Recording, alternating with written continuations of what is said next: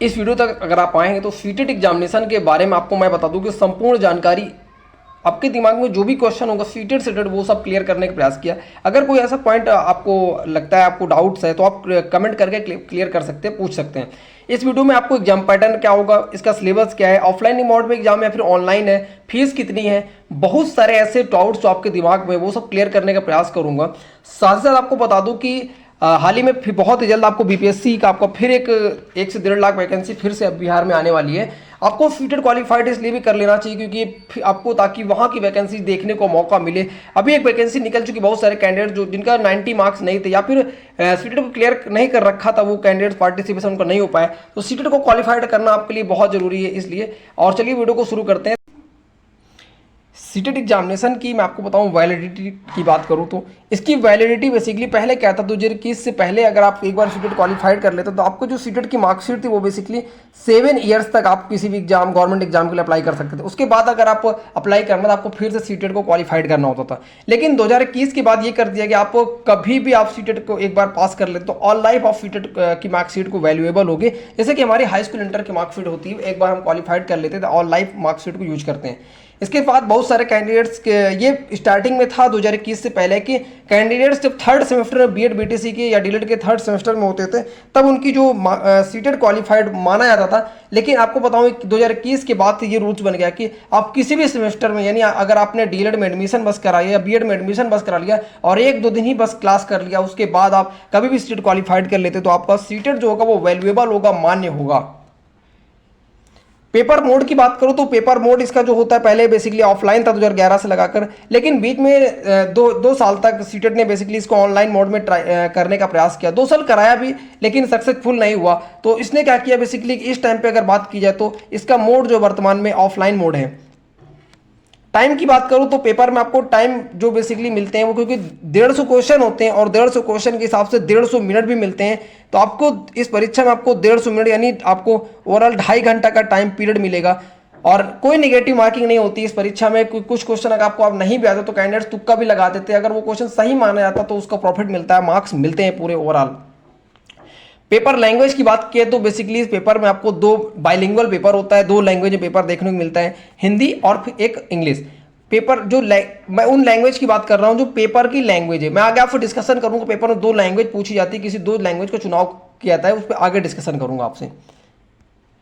Paper 1 और paper 2। Paper 1 क्या होता है बेसिकली, पेपर 1 में अगर आप क्वालिफाइड करते हैं तो आप प्राइमरी के टीचर बनते हैं, कक्षा 1 से 5 तक के टीचर आप बनते हैं। अगर आपको आगे के लिए अप्लाई करना है, आगे इन द सेंस कि आपको 6 to 8 के टीचर के लिए अप्लाई करना, कोई वैकेंसी जाती है तो आपको लिए उसके लिए पेपर 2 यानी सीटेट का जो पेपर 2 है वो आपको क्वालिफाइड करना होता है।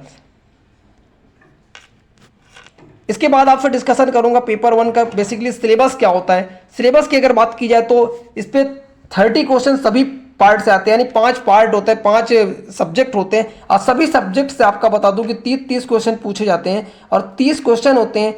और ओवरऑल मैंने आपको बता ही दिया कि 150 मिनट मिलते हैं, कोई नेगेटिव मार्किंग नहीं होती है। 30 क्वेश्चन सीडीपी के होते हैं, 30 क्वेश्चन आपको देखने को मिलते हैं मैथमेटिक्स से, 30 क्वेश्चन आपको इन्वायरमेंट पर्यावरण से मिलते हैं और 2 लैंग्वेज होती है, लैंग्वेज 1 एंड लैंग्वेज 2। लैंग्वेज 1 में जिन लैंग्वेज का चुनाव करते हैं आप, सेम वही लैंग्वेज का चुनाव आप लैंग्वेज 2 में नहीं कर सकते। मैंने बेसिकली इसमें लैंग्वेज के रूप में आपको बताऊं कि मैंने जो चुनाव किया था वो हिंदी किया था।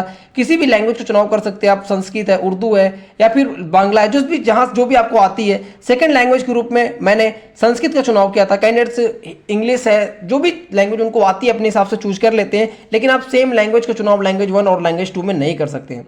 अब मैं पेपर 2 का सिलेबस का डिस्कशन करूंगा। इसमें देखिए 2 सब्जेक्ट आपको 3 सब्जेक्ट कॉमन मिल जाते हैं, वो है आपका सीडीपी। सेम सीडीपी वहां आती है, सेम स्टैंडर्ड की यहां आती है। लैंग्वेज 1 में आप जिस भी लैंग्वेज को चुनाव करेंगे उसी लैंग्वेज को आप यहां भी चुन सकते हैं, उसकी कोई समस्या नहीं है। लैंग्वेज 2 में भी यही चीज है। ग्रेजुएशन सब्जेक्ट, अगर आपने ग्रेजुएशन में आपने अगर बीएससी कर रखा है तो आपको 60 क्वेश्चन आपको देखने को मिलेंगे, मैथ और साइंस के चुनने चाहिए। उसी पेपर में होता है साइंस का भी, उसी पेपर में 60 होता है। आप अपने हिसाब से आपका ग्रेजुएशन बैकग्राउंड क्या था, अगर आपने ग्रेजुएशन में बीएससी कर रखा है तो आपको साइंस मैथ के क्वेश्चन सॉल्व करने होंगे। वहीं अगर आपने बीए कर रखा है तो आपको ग्रेजुएशन के जो आपके सब्जेक्ट होंगे वो एसएसटी होगा। 60 क्वेश्चन यहां से हो जाते हैं, 30 इसके हो जाते हैं, 150 क्वेश्चन ओवरऑल कंप्लीट हो जाते हैं।